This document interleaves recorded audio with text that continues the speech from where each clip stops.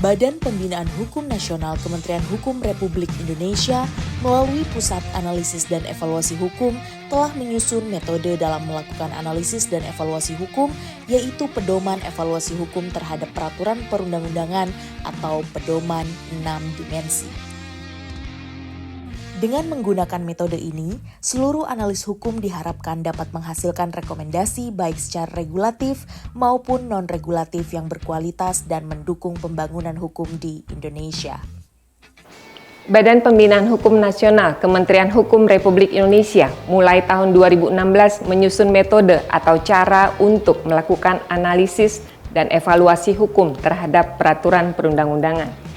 Metode ini terus dikembangkan dan pada tahun 2019 menjadi pedoman analisis dan evaluasi peraturan perundang-undangan atau dikenal dengan pedoman 6 dimensi.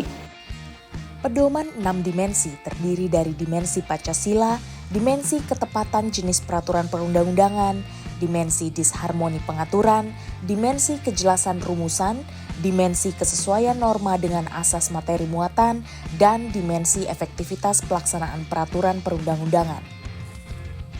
Pedoman 6 dimensi merupakan panduan dalam melakukan analisis dan evaluasi hukum terhadap peraturan perundang-undangan yang dilakukan oleh seluruh analis hukum pada Kementerian Hukum, kementerian lainnya, lembaga pemerintah non-kementerian, lembaga negara lainnya, dan pemerintah daerah baik provinsi maupun kabupaten kota.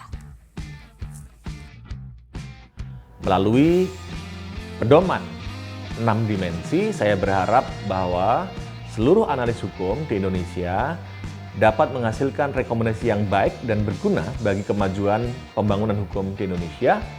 Dan 6 dimensi ini menjadi standar agar analisis evaluasi hukum yang dilakukan menggunakan standar yang sama sehingga menghasilkan rekomendasi yang memiliki kualitas yang sama.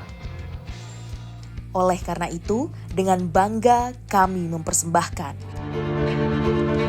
Pedoman Evaluasi Peraturan Perundang-undangan atau Pedoman 6 Dimensi.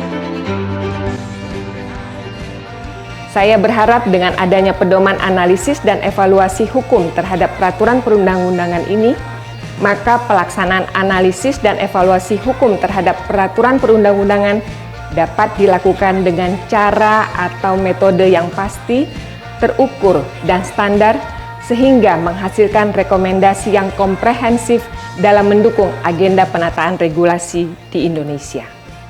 Analis hukum saya harapkan juga akan menjadi pionir untuk membangun hukum dan peraturan perundang-undangan di Indonesia yang berpedoman pada satu prinsip, solus populi suprema lex esto, bahwa kepentingan masyarakat menjadi pertimbangan utama dalam membangun hukum nasional.